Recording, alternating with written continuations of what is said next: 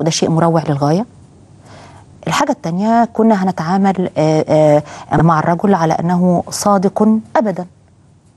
مرة أخرى كلنا بنغلط، وعلى المستوى الإنساني اعتذار البلكيمي خطوة رائعة ومحترمة ونحييه عليها، إنما سياسيا وكنموذج للناس مجلس الشعب يجب أن يكون مش بس عبرة، يكون نموذج للصدق اللي افتقد بشكل كبير جدا في مجتمعاتنا. مرة تانية لسه قرار بشأن إسقاط العضوية هيتداول في تحقيق، وحزب النور أصر على موقفه من فصله من الحزب وإسقاط عضويته أيضا. ما زالت ردود الأفعال بتتوالى بخصوص القرارات النهائية للجنة انتخابات الرئاسة، بعضها في صورة اعتصامات، بعضها في صورة مؤتمرات، وبعضها في صورة تويتات. قرار اللجنة العليا باستبعاد 10 من المرشحين لرئاسة الجمهورية التي صدر مساء أمس لم يثني بعض المرشحين عن إصرارهم على خوض العمل السياسي، فما زال عشرات من أنصار أبو إسماعيل معتصمين أمام مقر اللجنة العليا للانتخابات رافضين قرار هذه اللجنة.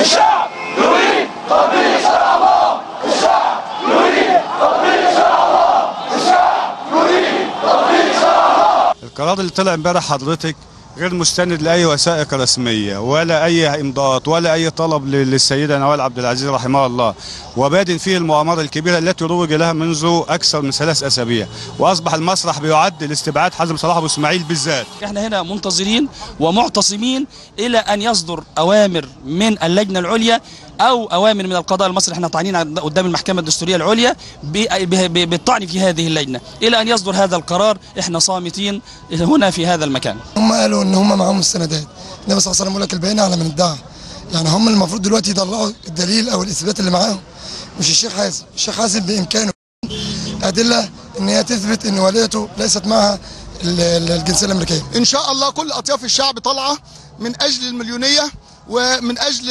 ونحن اعتصامنا مفتوح حتى المليونيه، يعني احنا متواصلون حتى المليونيه. من ناحيه اخرى اعتصم انصار المحامي السلفي في ميدان التحرير لاعلان تأييدهم لمرشحهم وتيقنهم من صدقه، معتبرين استبعاده نوعا من التعنت. الاعتصام موجود، الاعتصام مش فكرة شخص، الاعتصام فكرة ان انت عندك قاضي محكمة حكم بالأدلة اللي معاه ان الشيخ كلامه صحيح وان الكلام ده لا يعبر عن اي صحة بالنسبة لجواز والدته الامريكي. بعد كده لا رجعت اللجنة العليا تقول لك ده احنا جات لنا ورقة مثلا امبارح او بعد المحاكمة بتقول ان هو فعلا امريكي. الراجل دوت لما لقوا ليه شعبية قالوا ان امه امريكية. تمام، الراجل ده يا جماعة نضيف، واحنا استحملنا 30 سنه، فيها ايه لما نستحمل 4 سنين وهنشوف برضو لو ما عجبناش الحال وما ظبطش البلد هنشوف غيره لازما.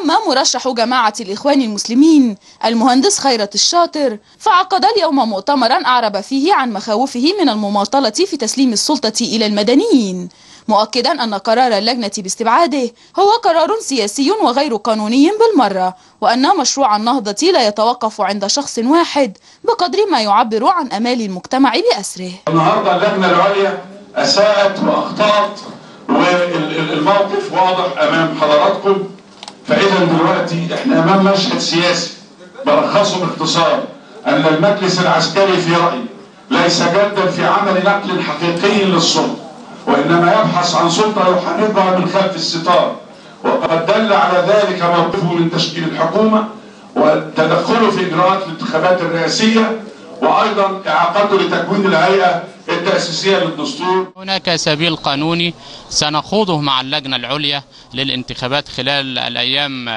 المقبلة، لكن ما أود أن أؤكد عليه أن اللجنة طرحت القانون جانبا، طرحت الأحكام القضائية جانبا وغلبت السياسة، وبالتالي أنا غير متفائل من عمل هذه اللجنة.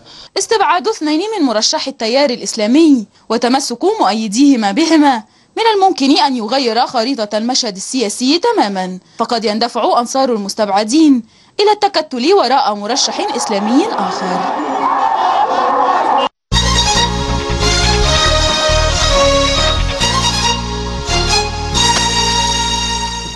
في نفس السياق أعلن عن أن استقالة المهندس خيرت